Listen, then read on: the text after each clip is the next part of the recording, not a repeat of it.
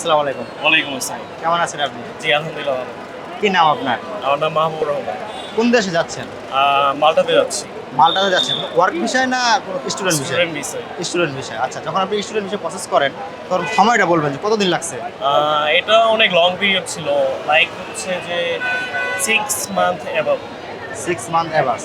এটা কোন এজেন্সির মারফতে বা কোন ইয়ের মাধ্যমে করছেন?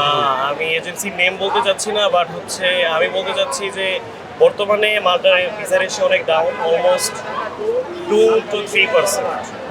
অ্যান্ড যারা আর কি মাল্টাতে ভিসা প্রসেসিং করতে যাচ্ছেন, এই 2026 সালে আর কি না করাই বেটার।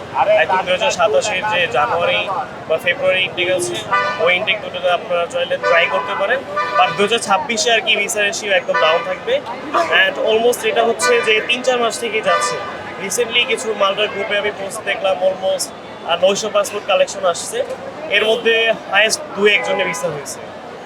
আমার ভিসার কালেকশন ছিল হচ্ছে আপনার 14ই জুলাই। 14 জুলাই। তখনও আর কি আপনার ভিসা রেশিও ডাউন। আমি তো যখন আর কি ভিসা কিটটা খুলবো, মানে পাসপোর্ট কালেকশন যে করবো, মানে পাসপোর্টের যে কিটটা, হ্যাঁ। আমি ভেবেছি আমার হবে না, বাট আলহামদুলিল্লাহ আমি পেয়ে আলহামদুলিল্লাহ হয়ে গেছে। So okay. আচ্ছা, আপনি যে স্টুডেন্ট ভিসা যাচ্ছেন মাল্টাতে, এটাতে হচ্ছে এক দেশে তো এক ইয়ে থাকে। তো আপনার কি আইএলটিএস করা লাগছে?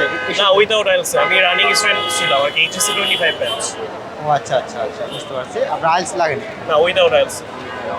ধন্যবাদ, অসংখ্য ধন্যবাদ আপনাকে। কারণ হচ্ছে আপনি খুবই একটা ইম্পর্টেন্ট কথা বললেন আমাদের প্রবাসী টিভির দর্শকদেরকে। জি। তো ওকে, শুভকামনা রইল আপনার জন্য।